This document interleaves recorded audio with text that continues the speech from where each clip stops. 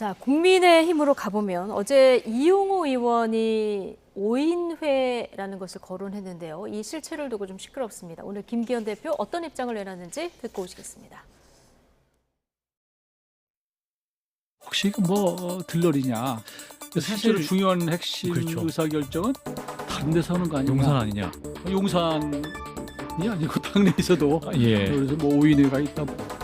당 대표, 사무총장, 그리고 정책위원회 의장, 사무부총장, 당 수석 대변인 모여서 의논해야 하는 것이 당연하지 의논하지 않는 것이 당연한 것입니까? 그거 말도 안 되는 얘기니까 일고의 가치도 없는 얘기입니다.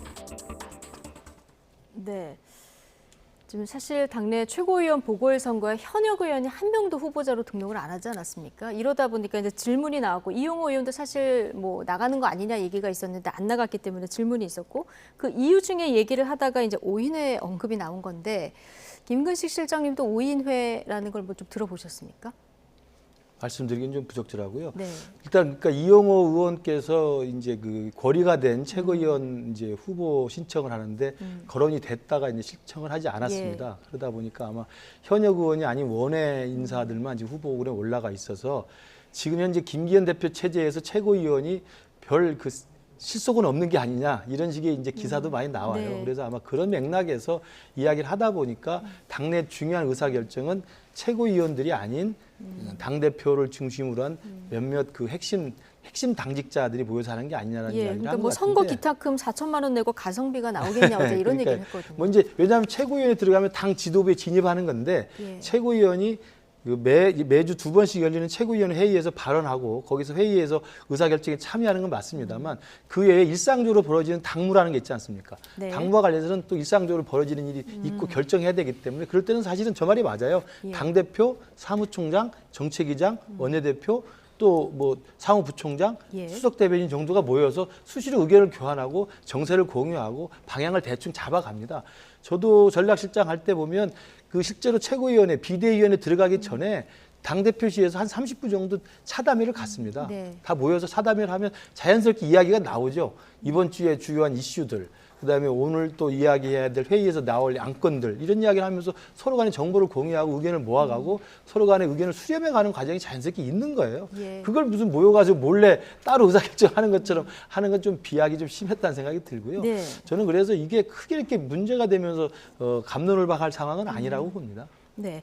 그러니까 5인의 실명을 구체적으로 이제 언급을 한 건 아닌데 거론되는 분들 몇몇을 보면 다 직을 맡고 계신 분들이거든요. 네. 그래서 김준일 에디터는 어떻게 보십니까? 그러니까 제가 좀 궁금해가지고 예. 옛날에 새누리당 그리고 한나라당 때 이 최고위원들의 면면을 좀 찾아봤습니다. 좀 말씀을 드릴게요. 새누리당이 출범하고 나서 2012년에 초대 지도부가 이제 황우여 대표였는데 최고위원이 이해훈, 심재철, 정우택, 유기준, 한기호, 유수택 뭐 이런 분들이었어요. 보시면 알겠지만은 상당히 중량감 있는 인사들이거든요. 그리고 김무성 대표가 됐을 때 예. 2014년에 정진석 아닙니다. 죄송합니다. 서청원, 김태호, 이인재, 김을돈, 이정현, 안대희 뭐 이런 분들이에요. 예. 굉장히 중량감이 네. 있잖아요. 지금 제가 이름을 좀 해볼까요? 김기현 대표 체제에 조수진, 김병민, 장해찬 여기에 이제 김가람, 이종배, 청강정이 한 명이 들어오는 겁니다. 예. 중량감이라든지 어떤 그런 것들이 확 떨어지죠.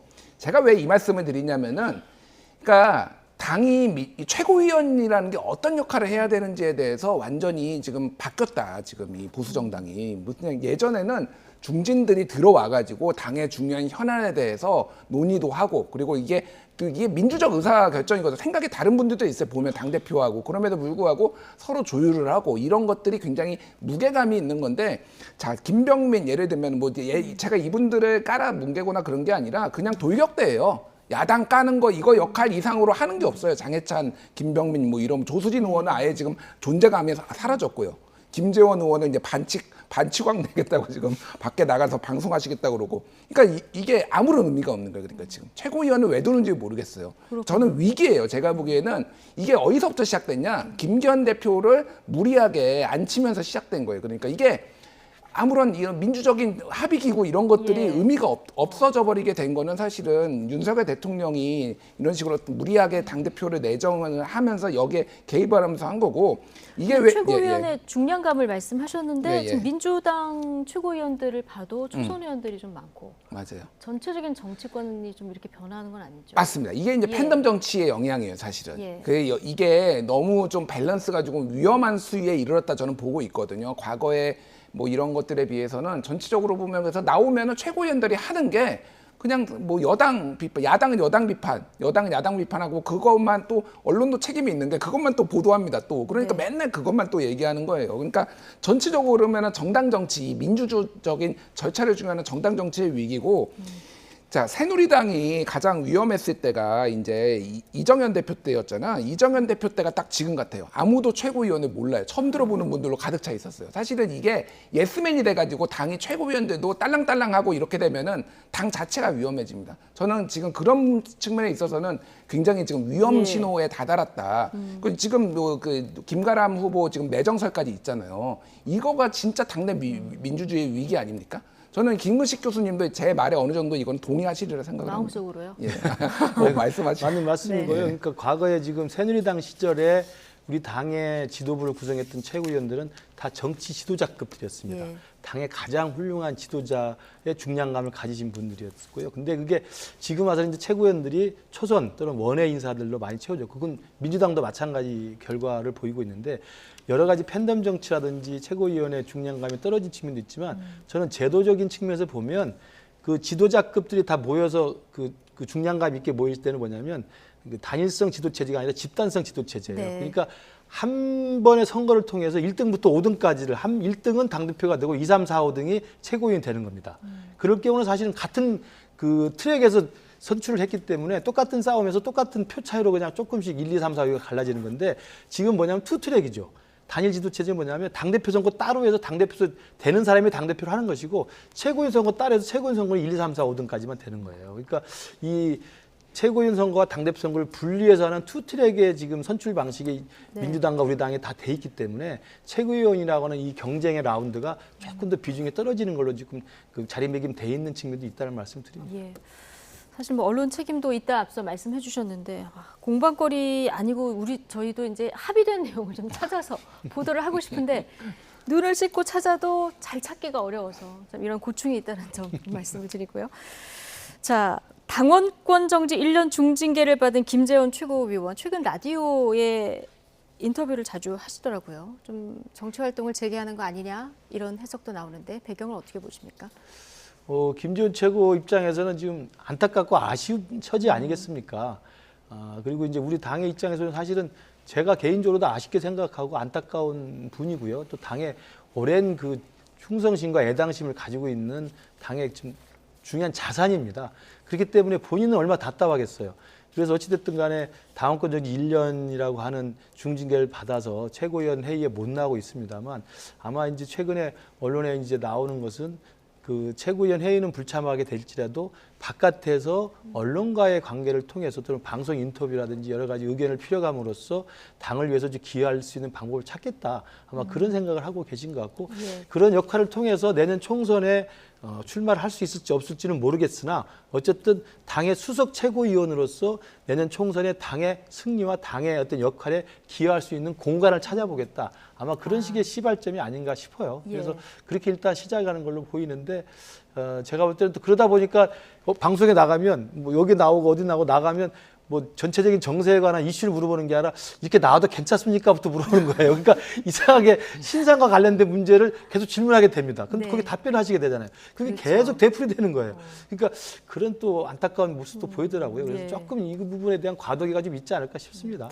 어제는 나는 링 밖으로 나간 박치기왕 김일이다 역할을 할 것이다 이런 얘기도 이제 했는데 자 진보 진영 방송인인 김어준 씨 유튜브에도 출연을 했습니다. 뭐 진영을 가리지 않고 지금 보폭을 넓히고 있는 모습인데요. 인터뷰 한 대목 듣고 오시겠습니다. 윤석열 대통령을 비롯해서 친윤들이 인정 안 해주는데 스스로 힘을 거기까지 갔는데 다시 윤석열 대통령이 인정 안 해줬다는 말은 빼세요. 친윤 그러면 친윤은 맞죠? 그분들도 인정을 했어요. 그러니까 빼세요. 제가 그 누군가는 그럼 인정 안 해서 동조한 듯이 저 보이면 안 돼요. 누군가가 계속 괴롭히는데 그건 좌파 언론이라니까. 김어준을 비롯한 좌파 언론. 네. 김어준을 비롯한 좌파 언론이 계속 괴롭히고 있다 해서 폭소가 좀 터지기도 했는데 어쨌든 윤석열 대통령이 인정 안 했다는 말은 빼라. 그리고 친윤 그분들도 인정을 했다. 이렇게 지금 얘기를 했는데 자, 방송 활동을 지금 여러 진영 매체 가리지 않고 좀 하고 있습니다. 이거 어떻게 보고 계십니까? 그러니까 최고위원 할 때는 아무래도 그 말의 무게감 뭐 이런 것들 때문에 굉장히 이제 정제되고 그런 말씀을 많이 하셨는데 사실 김재원 전 최고위원의 전이라고 해야 되는지 현이라고 해야 되는지 잘 모르겠습니다. 이게 그러니까. 예, 사퇴를 아직이 아니라 사퇴를 안 하겠다고 하기 때문에 그러니까 최고위원이 최고위원이라고 해야 예. 되겠죠. 당원권은 정지됐는데 정지됐지만. 또 어쨌든 김재원 최고위원의 장점은 약간의 그 사람 이 개그감이 있으세요. 그러니까 네. 저분이 굉장히 좀 유하게 공격할 거는 다 하면서도 유하게 얘기를 하시는 분도 있고 예전에 TBS의 김어준의 뉴스공장에도 계속 꾸준히 나갔던 그렇죠. 몇 안 되는 예. 보수 이제 정치인이시거든요. 그러니까 저는 오히려 좀 날개를 달았다 그런 생각도 들어요. 본인이 자유롭게 조금 무게감을 덜고 발언에 있어서 예. 굉장히 다만 이제 뭐 아까 전에 김근식 교수님 말씀하셨지만은 좀 적당하게 선은 좀 타야 될 것 같습니다. 이게 왜냐하면은 어쨌든 일거수일투족이 또 김재원의 한마디에 또 당이 출렁일 수도 있거든요. 그 부분을 좀 본인이 잘 생각을 하셔야 되지 않을까 그러고 김어준 씨 보고 좌파 언론이라고 했는데 제가 보기에는 김어준은 좌파는 아닙니다. 예, 그냥 친 이재명, 뭐 친 문재인이면 몰라도 좌파는 저러지 않거든요. 네. 예, 그래서 그거는 좀 정정해 주셨으면 하는 네. 개인적인 생각이 있습니다. 조금 더 구체적으로 예, 뭐 구분을 해주셨는데요. 어쨌든 계속 인터뷰를 재개하고 있는 김재원 최고위원 얘기까지 좀 해봤습니다. 자, 나이트 포커스 오늘은 김근식 전 국민의힘 비전전략실장, 김준일 뉴스톱 수석 에디터 두 분과 함께했습니다. 고맙습니다.